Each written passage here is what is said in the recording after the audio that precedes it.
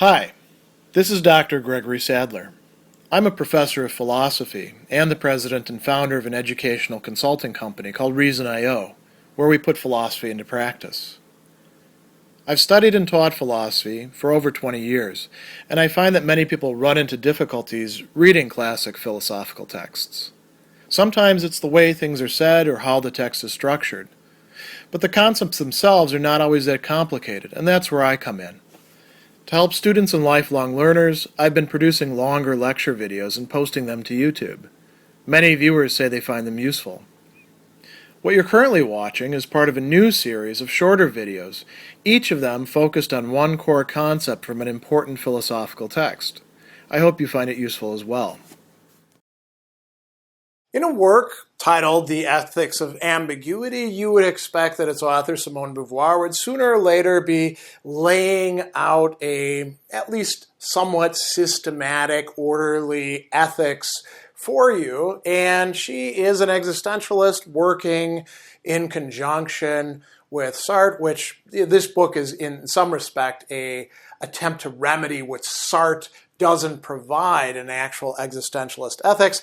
So she's not going to give you one that consists in easy principles that you can, subsume everything under.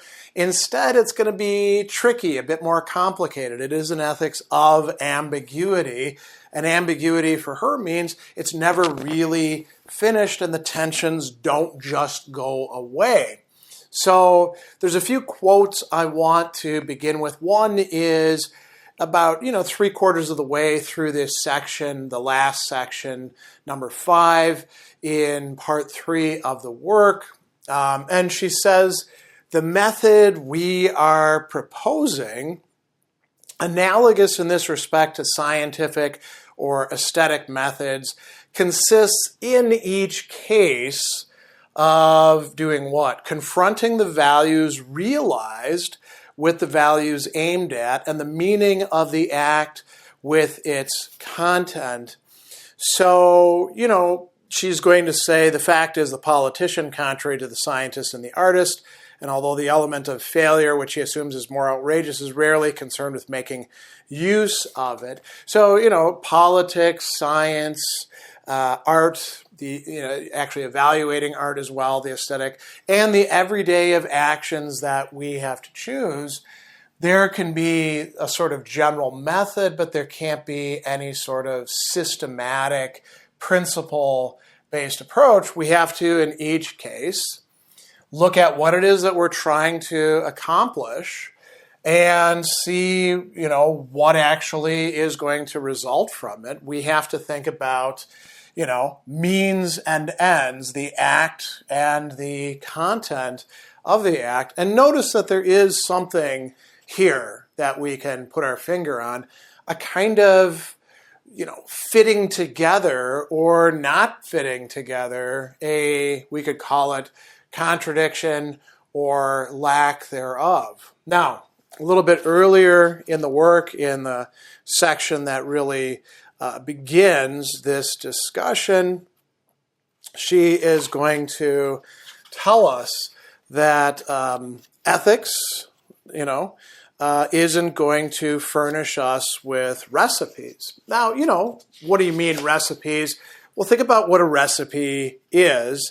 And don't think about recipe websites where they go into a whole bunch of narrative first so they can sell you ads. Think about actual recipes, like you could have in your hand. It says, get these number of eggs, this amount of flour, this amount of milk, and, stir them together in certain ways, heat up the oven to a certain degree. It's a procedure. You can't do ethics quite like that. And she says, again, the analogy to art and science, we don't ask the physicist which hypotheses are true, right? Nor the artist by which procedures would one produce a work whose beauty is guaranteed. And she says, people want easy solutions like this. What must be done practically? Which action is good? Which is bad? To ask such a question, she says, is to fall into a naive abstraction. Why? Because ethics does not furnish recipes any more than do science and art. Now, you might say, well, wait a second. You could take an art class and learn a certain method for doing something. And yes, at a low level of art, you can indeed do that. Can that produce even, I won't say great art, but even intermediate level art? No, you got to learn something along the way. There's an adaptation required there. And you might think back to science classes that you took and experiments that you did following the recipe, the guide, either in your textbook or that your instructor put on the board. Is that real science? Not exactly. That's not how scientists in their laboratories actually proceed. The so-called scientific method that we teach in textbooks is not how science actually works most of the time. It's more of a creative activity. And so what does she say here? You can merely propose methods. In science, the fundamental problem is to make the idea adequate to its content and the law adequate to its facts. The logician finds that in the case where the pressure of the given fact bursts the concept which serves to comprehend it, one is obliged to invent another concept, but he cannot define a priori the moment of invention, right? Analogously, she says, one may say in the case where the content of the action falsifies its meaning, one must modify not the meaning, the intention, which is here willed absolutely, but the content itself. Now, it's a rather abstract way of saying you got to look at what you're doing and say, oh man, this is not mapping on to what I'm trying to accomplish. I need to, recalibrate. I need to maybe figure out how to fix what I've actually screwed up. And she says, it's impossible to determine this relationship between meaning and content abstractly and universally. There must be a trial and a decision in each case, right? So it's helpful to think about some considerations, but she says, I can't give you a cookie-cutter version of ethics. So there's four main, we could say, are these principles more like useful, thoughtful discussions that she wants to direct our attention to. So the first of these, she says that, all right, it seems to us the individual as such is one of the ends at which our action must aim. Now notice what she's going to say here. This is very interesting. A lot of times people want to say, existentialism means rejecting all the previous ways of looking at things. She actually says, here we're at one with a point of view of three different, we could call them traditions in moral theory. Point of view of Christian charity, the Epicurean cult of friendship, and Kantian moralism, which treats each person as an end. Human beings, she says, interest us not merely as a member of a class, a nation, or a collectivity, but as an individual person. And she says, okay, there's a couple important ramifications to this. This distinguishes us from the systematic politician who only cares about collective destinies, right? And she says, a tramp enjoying his bottle of wine, a child playing with a balloon, or a Neapolitan Lazarone loafing in the sun doesn't help the liberation of man. And this is why the abstract will of the revolutionary scorns the concrete benevolence which occupies itself in satisfying desires which have no morrow, no future, right? And she says, well, we actually need to sometimes show that concrete benevolence. Why? Because, here's her formula, to will man free is to will that there be being. What does that mean concretely? She goes on and says that to will the disclosure of being, in this case, in the joy of existence. And she uses that word joy. Now, it could be other affects as well. We could talk about sorrow, we could talk about anger, but here she talks about joy. The child playing with a balloon isn't serving any practical purpose. the tramp who's having a drink. She's got him drinking wine. We might have him drinking a 40-ouncer or some, cheap liquor or something like that. She says that, if the satisfaction of an old man drinking a glass of wine counts for nothing, then production and wealth are only hollow myths. They have meaning only if they're capable of being retrieved in individual and living joy. The saving of time and conquest of leisure have no meaning if we're not moved by the laugh of a child at play. If we don't love life on our own account and through others, it's futile to seek to justify it in any way. So that's one important idea. She also tells us that we can't actually will everybody's desires or wishes. Why not? Well, some of them are actually bad. Some of them are willing evil. She gives examples of this. There are cases where a person wants to enslave other people, and then we have to fight them. We have to say no, and not just say, I won't collaborate in that. We have to actually combat them. And then she says there's also cases where without harming anybody, some flee from their own freedom, seeking, passionately and alone to attain that being which constantly eludes them. If they ask for our help, are we to give it to them? Now, you might say, okay, what the hell does that mean? Well, she gives you some examples here. We blame a person who helps a drug addict intoxicate himself or a desperate person to commit suicide because we think the rash behavior of this sort is an attempt of the individual against their own freedom. They have to be made aware of their error and put in presence of the real demand of their freedom. Well and good. What if they persist? Which often is the case for addicts or people who are severely depressed, right? Do we have to use violence?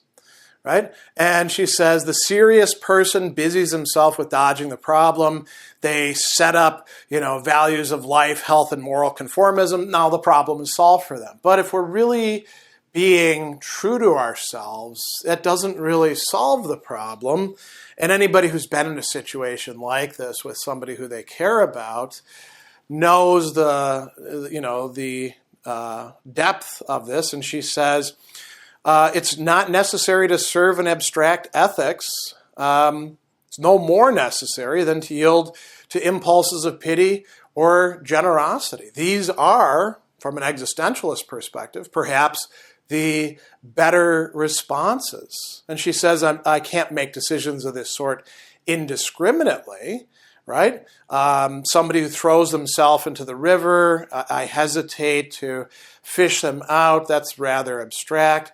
But if I have a connection to people, and this is something we're going to take up a little bit more later on, now things start to get both more clear, but also perhaps murkier. And she says, this is why love authorizes severities which are not granted to indifferent. What makes it so difficult is that one must not make ourselves an accomplice of that flight from freedom found in heedlessness, caprice, mania, and passion.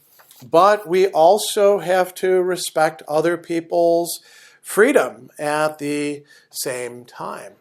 So that's, a second consideration. A third, she says, the good of an individual or a group of individuals requires that it be taken as an absolute end of our action, but we cannot actually decide upon this end a priori. Now, what does that mean a priori? Without looking at the situation, just having a principle in mind and saying, well, this is what I do, this is what a good person does. So here she's at one with Sartre, right? You cannot take any one single principle as the way to solve all ethical problems. You have to think it through in determinate situations. So she talks about a rejection of every principle of authority. Does that mean rejecting any principle? So, she was going to say here, one of the concrete consequences of existentialist ethics is the rejection of all the previous justifications which might be drawn from the civilization, the age, and the culture. It is the rejection of every principle of authority. That doesn't mean that you're rejecting every principle, but you're rejecting the principle taken as the decisive authority which solves the issue, again, the lapse into the serious. And, why would you be rejecting that? Because it's really a choice on your part. Sartre pointed this out in Existentialism as a Humanism. If you decide that Kant has it right, you have decided that Kant has it right, and you're going to apply that, right? If you go to a spiritual counselor, you already have an idea of what they're going to say, and you've chosen that one instead of another one. So we have to take responsibility for the principles that we're going to choose. And that's how we decide, who's good to prioritize. Then the final thing that she's going to say, and this comes back to that issue about our relationships with other people. She says that contrary to the formal strictness of a Kantianism, Immanuel Kant's moral philosophy, for whom the more abstract the act is, the more virtuous it is, generosity seems to us to be better grounded and more valid the less distinction there is between the other and ourself, the more that we actually identify with them in some way. And the more we fulfill ourself in taking the other as an end. This is what happens if I'm engaged in relation to others.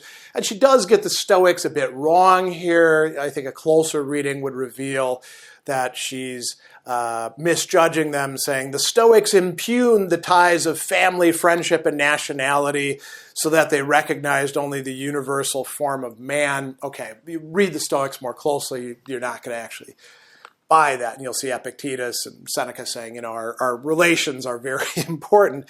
But she goes on and says, the human being is human only through situations whose particularity is a universal fact.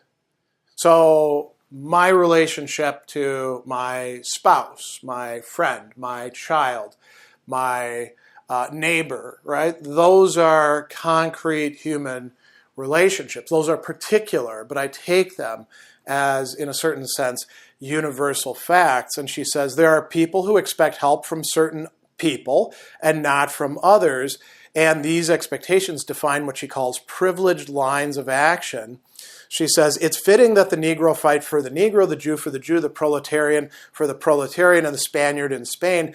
But the assertion of these particular solidarities must not contradict the will for universal solidarity, and each finite undertaking must also be open on the totality of men, so we don't say, well, everybody take care of themselves, I don't have to worry about them. No, we actually do have some sort of obligation to, as best we can, to take up the legitimate uses of freedom, including to expand freedom, of other people. So is this a robust principle-based ethics? No. I mean, you could look at these as something analogous to principles.